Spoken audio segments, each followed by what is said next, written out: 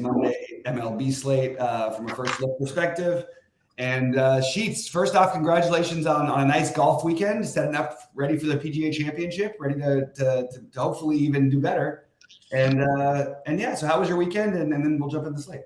So this is actually more of a comment on, I guess, overall variance and DFS and things like that.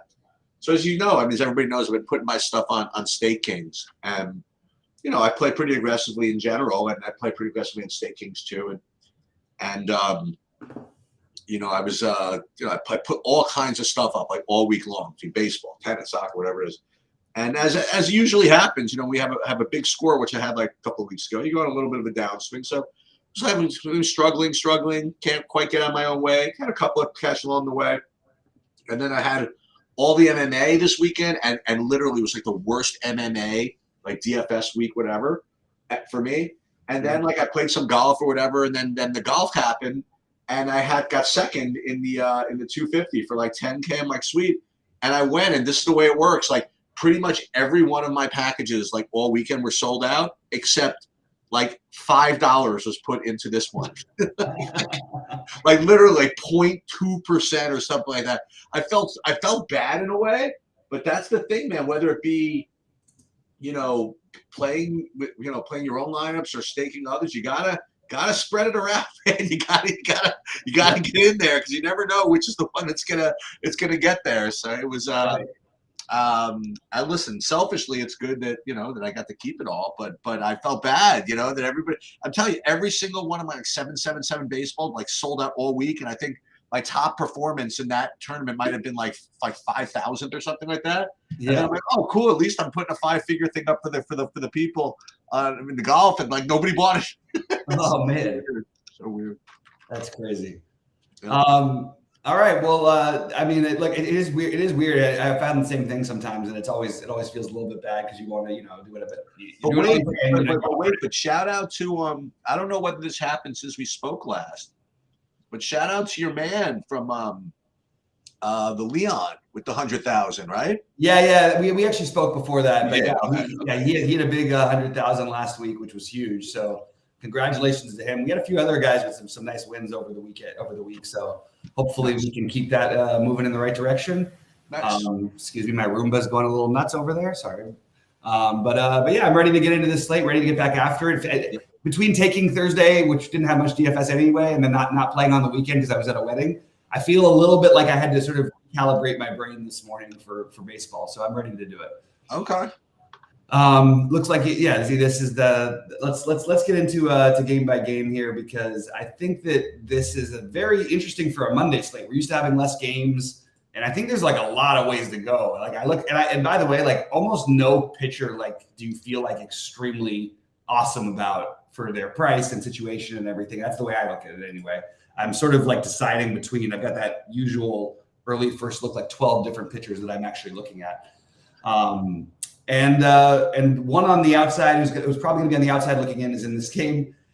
We haven't seen Manoah return to form at all. He's been really, really struggling. I do think he will at some point.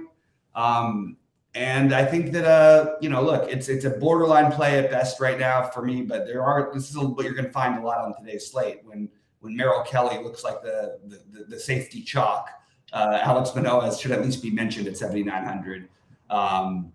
The main thing in this game, though, for me, this first one is going to be the Toronto stack.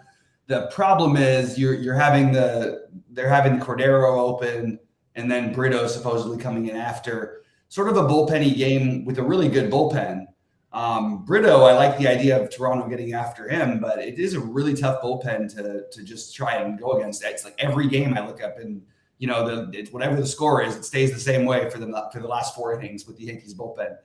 But I do think at really low ownership, Toronto should definitely at least be mentioned in play here. Yeah. So I ran some builds and some. I was working actually on all the projections like a little this morning. I was adding a couple of models and things like that, and we'll talk about this later. But every time I do that, we have to then re-change how it uploads to the site, which has obviously had its own problems. But nonetheless. So I added a couple of models. I added a couple of tweaks. I'm getting some kind of funny funny builds and funny exposures today. So I'll be interesting to see how that pans out. Like right now, I'm not really getting to too much of Yankees or Toronto.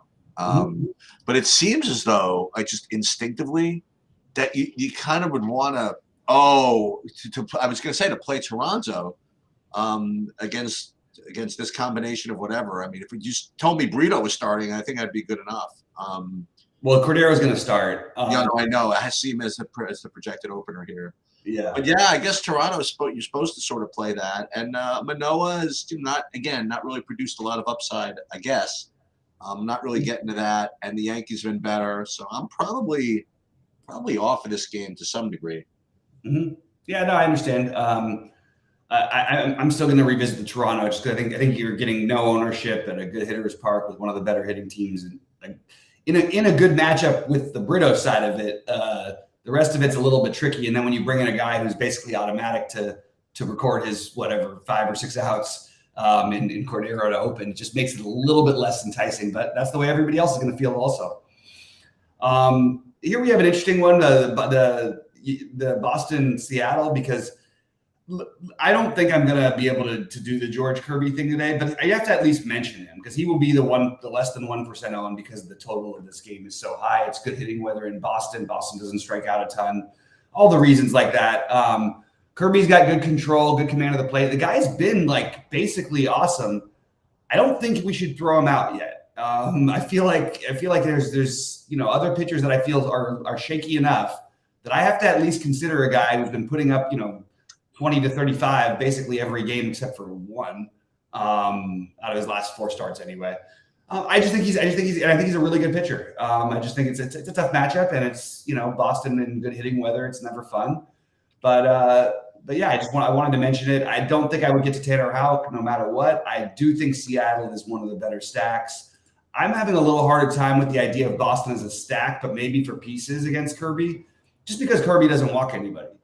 So I'm much more on the Seattle than the Boston side in this one, but I think both are viable. It's interesting. You mentioned that there were kind of an overall slate views that there weren't a lot of pitchers that had that good combination of being trustworthy with upside and things like that. And it's kind of hard to get that. And before I kind of leave the Manoah idea, I mean, I do have him rated. Before we get to Seattle for a second, I do have him rated pretty well. I mean, he just doesn't seem to have the ceiling. But again, it is very slate dependent. So I think today I might actually, before I just dismiss Manoah, I might actually end up using some of him. Anyway, but my overall pool is very similar to yours in that like a lot of pitchers. I mean, a lot of places to go. And I'd love to try to make an excuse to play either of these guys, but I just can't quite get there. So I'm probably going to be off of those both the pitchers in the Seattle-Boston game. And as far as hitting, I agree with you. I think Seattle is one of the better stacks on the board. I mean, I got another team that I'm getting just way too much of already, but I think Seattle is right up there with the good stacks. So I think I'm in agreement with you. Seattle, and probably that's it. Yep. I do want to point out that sometimes what happens with these high run totals is the pitcher will be totally forgotten about. Look at Chris Bassett against Atlanta the other day.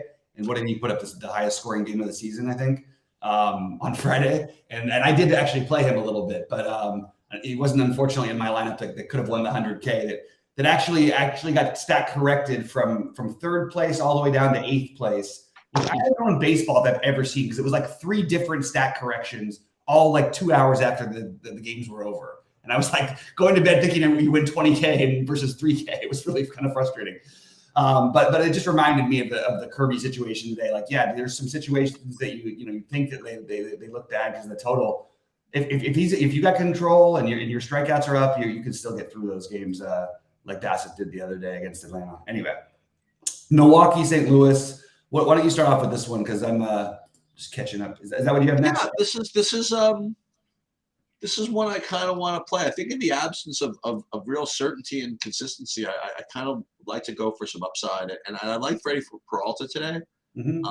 Right now I have him as I mean, I have him. If I ran 150 right now, which I'm not going to do, I don't play 150, but I would have like 40% of him actually.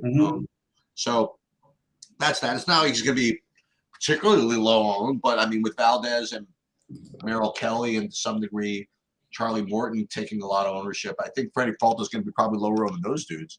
So I like that. And on the other side, I mean, like whenever Flaherty pitches, I just sort of don't want to play him.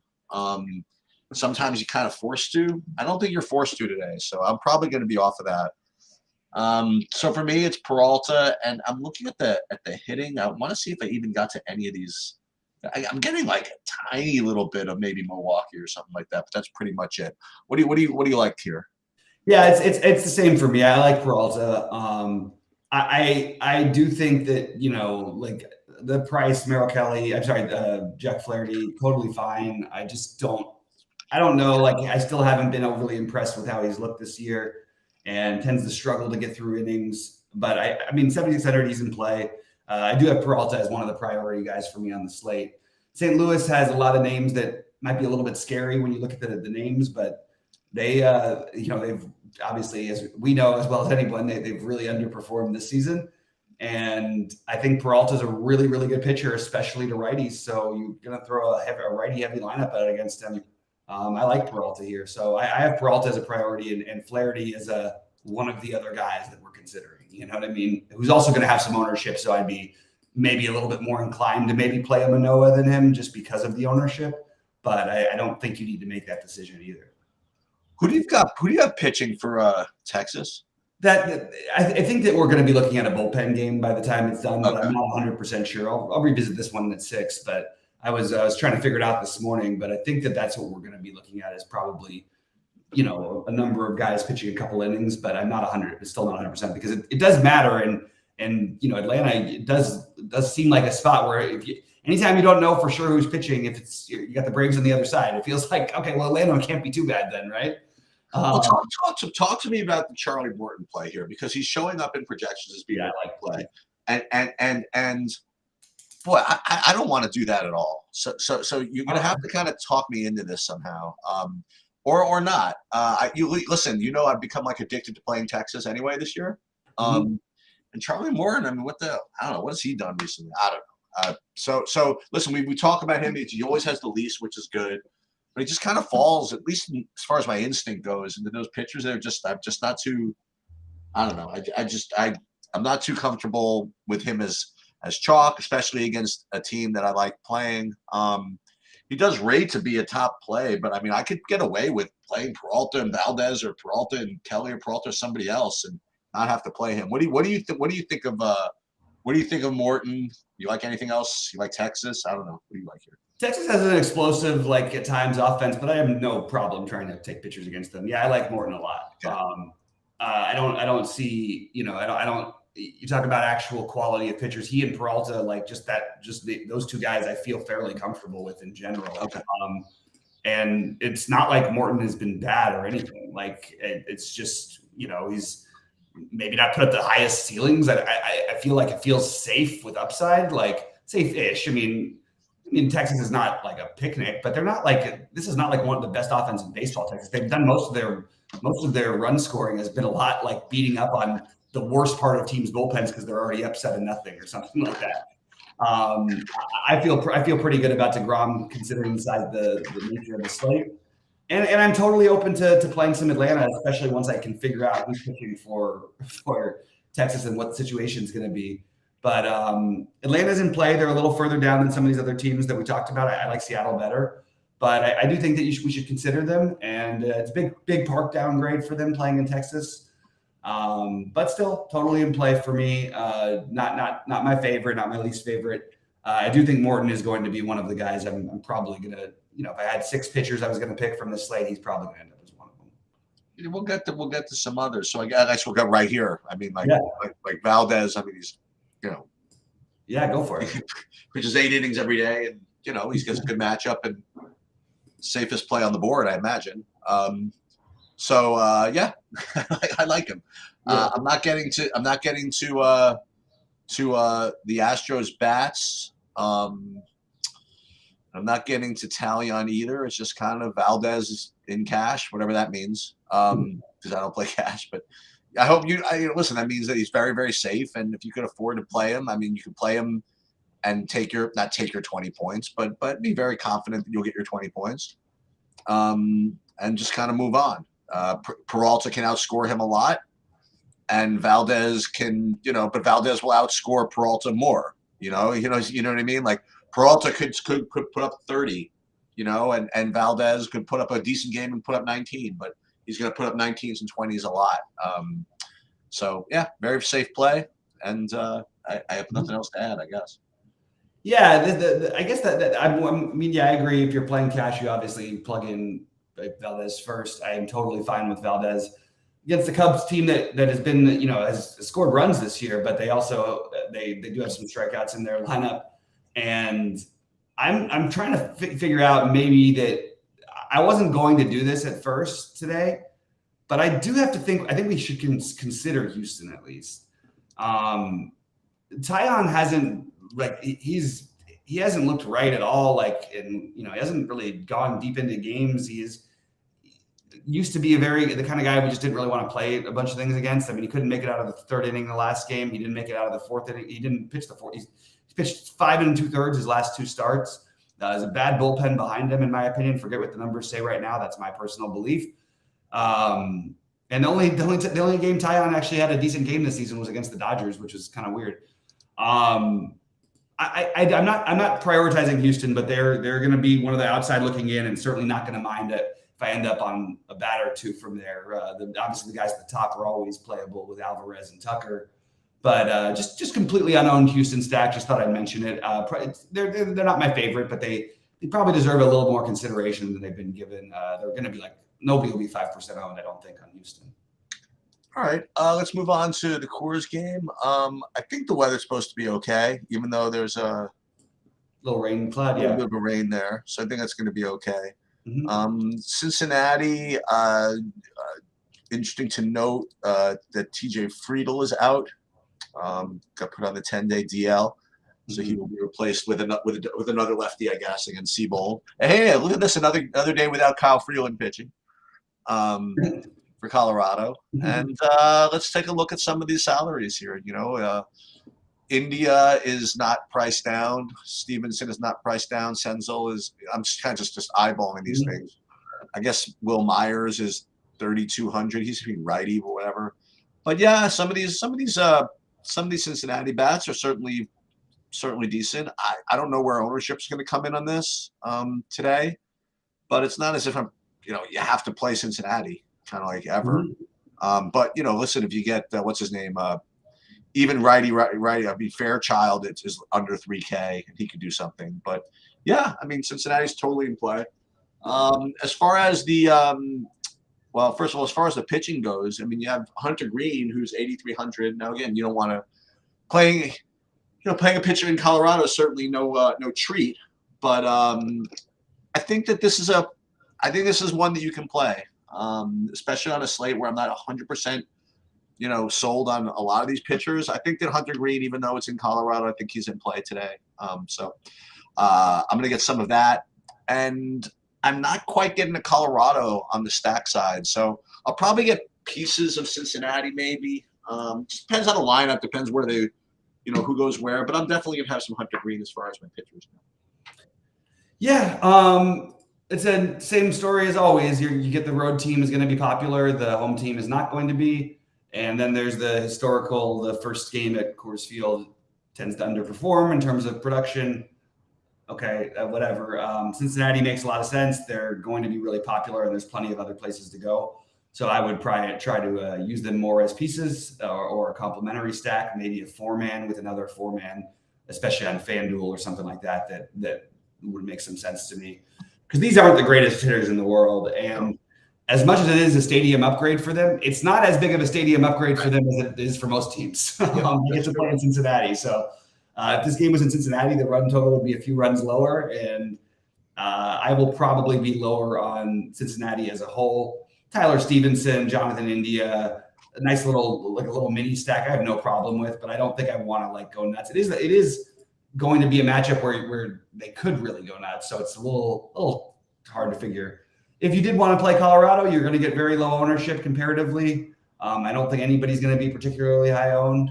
So they're on the board, but I would say that more for pieces for Cincinnati. And I don't necessarily. Hunter Green is interesting because he can definitely have the bad game, but at the same time, he's mostly been pretty solid this year. Like, and I think he's a really talented pitcher that always has 10 strikeout upside. I think that he's on my list as a guy to consider. But if I was going to play him, I probably would just find a way to play George Kirby instead, at a little bit higher price. I think that so that's what I've got is Cincinnati pieces. I just don't want to make full stacks in Colorado. No interest in Hunter Green at all. A little bit. That's but it's not like I just don't see why like if we're afraid to play George Kirby, we're going to play Hunter Green at 20 times the ownership of George Kirby. George Kirby is going to be like less than 1% owned. George Kirby is a guy who puts up 20 to 35 every time. Like right. Feels like and as much as Boston is good at home and all this stuff, but like Colorado is at home. I just don't know why it would be that big of a gap. So that's probably why I just don't think Hunter Green is, I don't know. I think he's definitely in play. I don't think it's like a terrible play. I don't think it's a great play. I just think it's somebody I'm considering. So this is going to be the Sheets versus Eric Johnson game, I think. Yeah, you're going to go the other side of it. Yeah. So, well, sort of. So Arizona against Oakland. I don't know where the ownerships are coming in on any of this stuff, but obviously Merrill Kelly is going to be pretty popular, and I wonder if Eric's going to want me to play the Oakland guys. I've made worse plays, but I don't think I'm going to play Oakland today. But I think is Arizona going to be like really chalky today? I only ask because I'm just getting so much of it, and this is what you remember all last year. I was getting Arizona every day. I haven't gotten much of Arizona this whole season, but all of a sudden today, for whatever reason, someone just like gave my projections a wake up call and gave me like 1,000,000% Arizona. So I'm just presuming that's what everybody's going to see, and they're going to be really popular against this pitcher or something like that. I didn't even look honestly at the prices. I just saw that like I'm just getting these 1,000,000% of Arizona. So we're gonna have to see how this all kind of shakes out. But that's where I'm looking right now. I literally had to force myself to have less than 90% Arizona on first run. You know what I mean? So This is like kind of a flashback to last season where I would have to force them out of like every single day's worth of stacks. But so that's where I got. I got Merrill Kelly as one of the top pitchers, and I got Arizona as right now the top stack. So whatever that means. Yeah, I think Arizona will be somewhat popular, but I don't think it's probably not enough for me to like not play them. Rosinski is really struggled, like, and it makes some sense, but just want to remind everybody, like, you have a big slate with all these great spots to hit for hitting, and Arizona is playing in Oakland, which is the second worst hitters park on the slate. I know. I get it. I actually don't mind both sides of the hitting, and I also don't mind Merrill Kelly. But where I'm not playing Kelly, I will have some exposure to Oakland. It feels like Merrill Kelly gets a good matchup every time he pitches. I don't know if I'm just imagining that, but it feels like it. And the no ownership, no cheap prices of the Oakland guys has me a little bit intrigued. So I like the whole game for hitting. It's also a little bit nicer in Oakland today than usual. 65 degrees and 9 degrees blowing out. My brother lives up in San Francisco, and I was talking to him yesterday at the wedding, and he's just like, it's so crazy. He's like, if it's like 60 degrees, we feel like it's like the middle of summer. And it's like, because I used to grow up and it was like, we didn't go outside until it was 80, just very, very different up there. But I like the cheapness. I like the prices of the Oakland guys. If I'm not playing Kelly, but I do have Kelly as one of the top 6 guys on the slate. Does that make sense? Yeah, that's fair. Yeah, that's about where I've got him. Unfortunately, and the Arizona. I mean, I'm just using Saber Sims thing, but they have their run total is the highest run total outside of Coors, so I guess they're going to be popular. You know what I mean? Like, I think so. And people have loved they've had some success with the picking on Rosinski thing. Okay. But some of it is like that he's just doesn't strike anybody out. It's not even so like if he was on in a stadium or pitching to contact where it was really dangerous, I think I'd have a little more interest in him than a little more interest in Arizona than I do. But I do have Arizona as, right now, the 5th or 6th best stack for me. But I don't have them number 1. All right. By the way, and it's worth noting that we talked about the Yankee bullpen earlier. I was saying that they're the best in baseball. Oakland is maybe the worst of all time. So we do have something going. Maybe they need Eckersley to come back. You see these games and Eric's go, look at my Oakland guys. They scored 11 runs. Yeah, but they gave up 13. You can't win that way. It's pretty wild. All right. Philadelphia and the Giants. Oh, we went so long without breaking the order. We were doing so great. Wait a minute. I forgot KC and San Diego. Damn it. Start off with KC and San Diego. KC, San Diego. You go first. This way that you can start the Dodger game so that I can. But we have to do the Philly San Francisco next. No, I know that. But if you start KC, okay, then I can start San Francisco. Okay. And then actually, I'll start the Dodgers, right? So I'll start Kansas City. Okay. Okay. So San Diego, it's just pure run total as the other team above 5 that's not in Coors alongside of Arizona. But nonetheless, I'm not really getting too much of it. I've heard some talk, about Waka being like a good player or something like that. I don't know. Someone else can do that. So for me, this whole game is kind of a pass, I think. If anything, maybe try some San Diego, I suppose. But I guess that's pretty much it.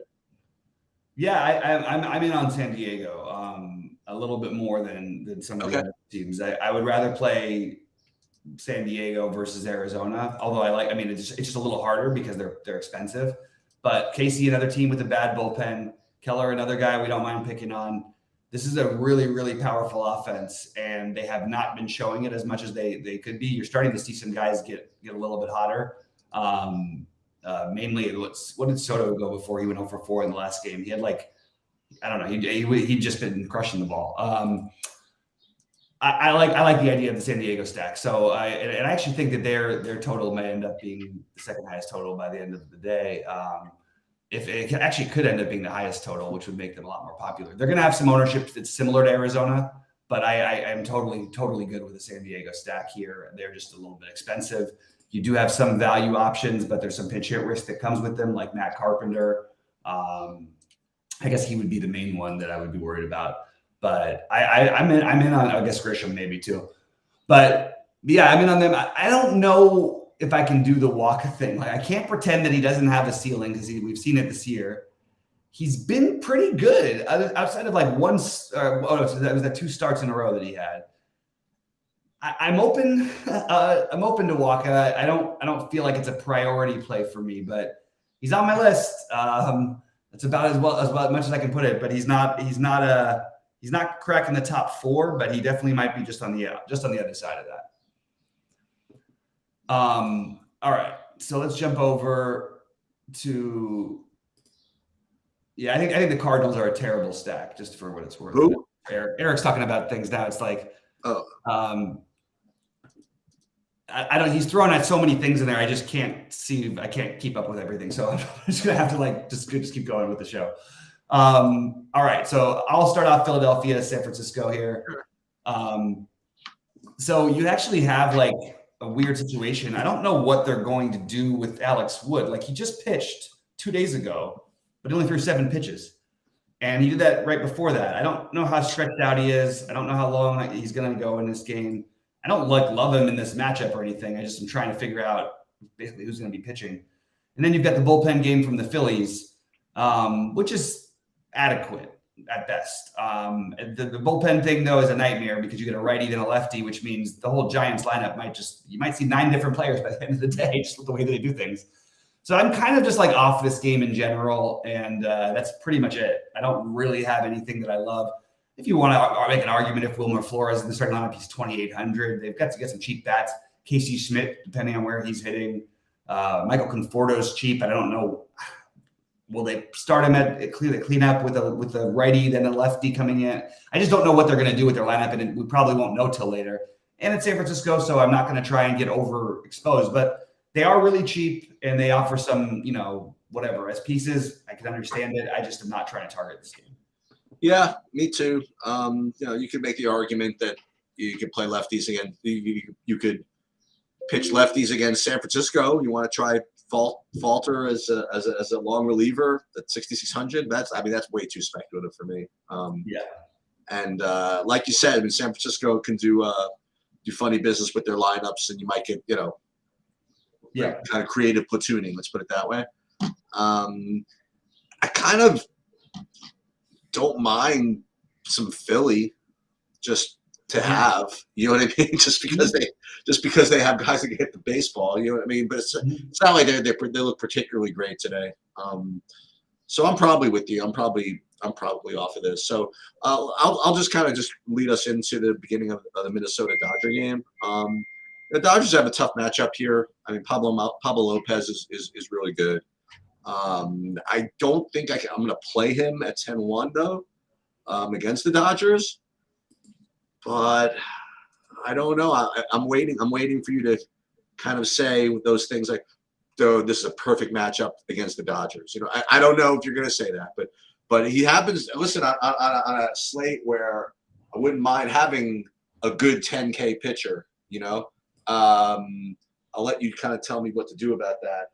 And I guess kind of the rhetorical question I would ask, actually we need an answer to, is what kind of base stealers are there for Minnesota against Noah Syndergaard? I know Buxton got a day off or whatever. What happened? He didn't play the other day or something like that. But that's I guess it's a question that needs to be addressed. And there's also the leader of the free world for Minnesota, the Kirilloff, put up like 100 fantasy points a couple of days ago, whatever. He's under 3K, just like throwing names out or something like that. Right. So overall, I don't think this game is particularly appealing unless you give me the full go ahead that Pablo Lopez is a great play. And then you could tell me the kind of one-offs from Minnesota that can maybe steal off of Syndergaard. Yeah, Lopez is a really good pitcher. I've sort of been saying that about this guy for years. In a smaller slate, I would always say, look, you could give me any righty against the Dodgers, I'll still take the Dodgers. They still always have a chance to explode. I don't think I'm going to do that today. I have enough respect for Lopez, and I don't like. I'm not going to play Syndergaard, but I'm not really that interested. I don't like to try to get, what am I trying to get, 5 points from a guy to try and steal a base? Like when you don't have a team that really has, like, outside of Buxton, and also they've been shifting their lineup around a little bit. Buxton, Polanco would be the most likely to steal a base. Nick Gordon, I guess you could put him, but he's batting 8th. Like, I don't really know how it would be kind of a weird, I don't know, feels weird. I just don't think I'm on this game. I think that I'm basically not crossing it off, but I certainly am not trying to get there. If you end up with like having 5,400 at shortstop and you want to play from the game before Trey Turner or Mookie, I think that's totally fine. But the Dodgers are expensive for good reason. They've been the hottest team in baseball and the best team in baseball actually lately. So sort of coming back to our Dodger roots. What I would say is, like, I know that this is maybe not for this slate, but I think you want to keep trying to play Miguel Vargas in general going forward. I'm starting to really like this kid. He and Outman, I think, have a nice little young core for the future of our Dodgers here. But mostly it's going to be a no DFS one for me. I even had I did have Syndergaard on my list just as like a get weird. And every time I start my day off like that, and then I always end up never playing him, which is something I'm very happy that I do, because he literally hasn't had a game, as you would say, since the Eisenhower administration, or as I would say, since he was on the Mets. All right, my favorite stacks, my favorite pitching, the ones I feel the most comfortable with, even though I also am going to get to some Oakland. Peralta, Morton, Valdez, Kelly. Just for what it's worth, Goldie, to answer Eric's question, sorry, because I saw this about Goldie putting on a video. You guys can always hit Goldie directly. I get so many messages and DMs and things on other shows about asking about Goldie, and I'm like, you guys can just ask him in the Discord himself. He responds instantly. He puts out videos every day, so he's a lot more accessible on Discord than when I am. He always answers me. I get tons of questions about you, but I get tons of questions about Goldie, and I'm just like, Goldie will answer the same question. So I just say at Goldie every time. Yeah. But I'm sure he probably is. He usually does. I'm sure he is putting out a video, man. He's becoming the hardest working man in show business. Like really quickly. Yeah, he really is. Anyway, so I like the Peralta, Morton, Valdez, Kelly, I think are the main guys right now for me, but I'm going to mix in some other guys. It's, some combinations of Manoah or maybe Flaherty. Maybe the one I'd like to get creative with is going to be maybe my George Kirby idea. That's the 0%er. I like Seattle a lot. I like the pieces of Cincinnati. I like both sides of the Arizona-Oakland game, as I mentioned, even though I am going to have some Kelly as well. But I think San Diego and Seattle are my two favorites, with the pieces coming from Cincinnati, Toronto, Arizona, and Oakland. That's my first look. How about you, Sheets? Any Yeah, so it's funny when I first was thinking about the slate, I was thinking there'd be very few pitchers to choose from. But you know what? Now that we talked through it, I do kind of feel comfortable with the four guys that you mentioned. The Valdez, the Kelly, Morton, and Peralta. I think that's I don't think I need to necessarily play Hunter Green after all. I don't think I need to struggle for Pablo Lopez at 10. You know what I mean? I think the four that you highlighted, I think are very I think are reasonable in sort of different ways. Valdez has more win equity and consistency. Peralta has enough upside, and Kelly's got a good matchup, and he has a ceiling too, probably.